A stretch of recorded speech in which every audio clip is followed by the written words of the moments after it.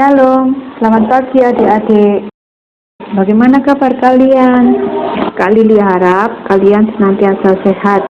Hari ini kita akan mendengarkan firman Tuhan yang Kak Lili ambil dari Lukas 22 ayat 54 sampai 62, yaitu tentang Petrus menyangkal Yesus. Sebelum Kak Lili cerita, Kak Lili mau tanya, apakah kalian tahu siapa Petrus? Ya, Petrus adalah murid Yesus yang menyangkal Yesus. Nah, oleh sebab itu, kalian boleh simak, boleh lihat, dan boleh membacanya juga untuk mendengarkan firman Tuhan hari ini. Lalu Yesus ditangkap dan dibawa dari tempat itu. Ia digiring ke rumah imam besar, dan Petrus mengikuti dari jauh. Di tengah-tengah halaman rumah itu, orang memasang api dan mereka duduk mengelilinginya. Petrus juga duduk di tengah-tengah mereka. Seorang hamba perempuan melihat dia duduk dekat api. Ia mengamat-amatinya, lalu berkata, "Juga orang ini bersama-sama dengan dia." Tetapi Petrus menyangkal. Katanya, "Bukan, aku tidak kenal dia." Tidak berapa lama kemudian, seorang lain melihat dia, lalu berkata, "Engkau juga seorang dari mereka." Tetapi Petrus berkata, "Bukan, aku tidak."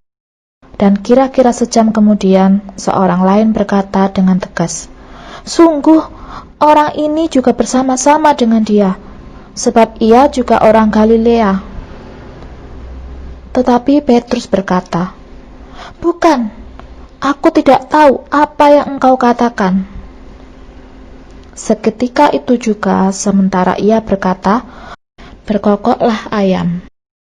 Lalu berpalinglah Tuhan memandang Petrus. Maka teringatlah Petrus bahwa Tuhan telah berkata kepadanya, "Sebelum ayam berkokok pada hari ini, engkau telah 3 kali menyangkal aku." Lalu ia pergi keluar dan menangis dengan sedihnya.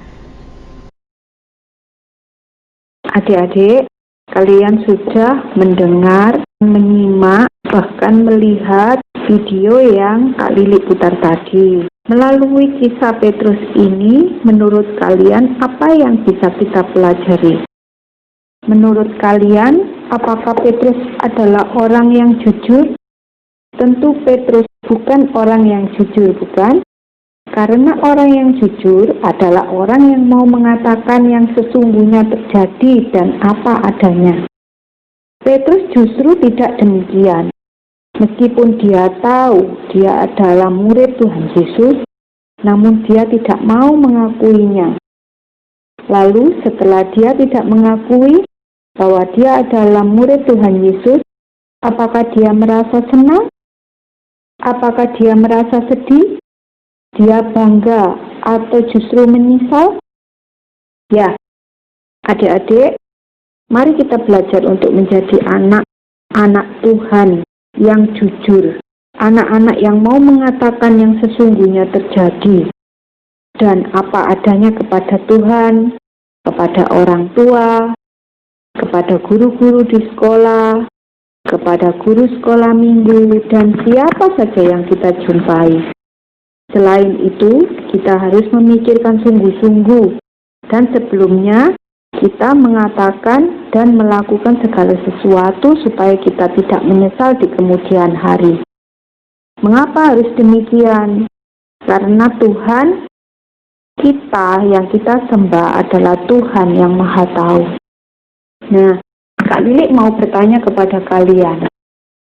Jika orang tua kalian meminta untuk membeli gula di toko, ternyata masih ada uang kembalian dari uang yang diberikan orang tua kalian kepada kalian, apa yang harus kalian lakukan?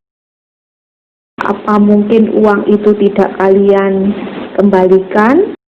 Atau uang itu kalian belikan kue yang kalian suka, atau menceritakan kepada orang tua dan meminta izin untuk menggunakan uang kembalian itu untuk membeli makanan kesukaan kalian? Nah, hari ini kita sudah belajar tentang bagaimana kita harus berbuat atau bersikap jujur. Jujur berarti kita harus mengatakan yang sesungguhnya, apa yang terjadi dan apa adanya. Itu yang kalian harus ingat. Nah, oleh sebab itu, melalui pelajaran hari ini, kita boleh belajar bagaimana kita harus menjadi orang-orang yang jujur, yang mau mengatakan sesungguhnya apa yang terjadi dan apa adanya kepada Tuhan dan kepada siapapun. Tugas hari ini, Kak Lili akan berikan ayat hafalan, yaitu yang terdapat di dalam Matius 5 ayat 37a. Jika iya, hendaklah kamu katakan iya. Jika tidak, hendaklah kamu katakan tidak. Sekarang kita akan berdoa. Ya Tuhan, terima kasih untuk firman-Mu hari ini. Maafkan kami jika selama ini kami sudah tidak jujur dan menyakiti hati Tuhan.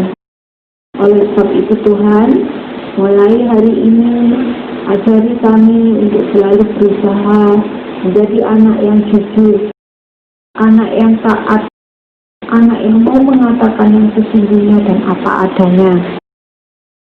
Kami bersyukur karena Tuhan terus menolong kami untuk kami dapat melakukan firman Tuhan di dalam hidup kami. Terima kasih Tuhan, kami menyerahkan firman Tuhan hari ini ke dalam tangan kasih Tuhan. Saya Tuhan sendiri yang akan menolong kami untuk kami dapat melakukan firman-Mu di dalam hidup kami. Dalam nama Tuhan Yesus kami sudah berdoa, haleluya, amin.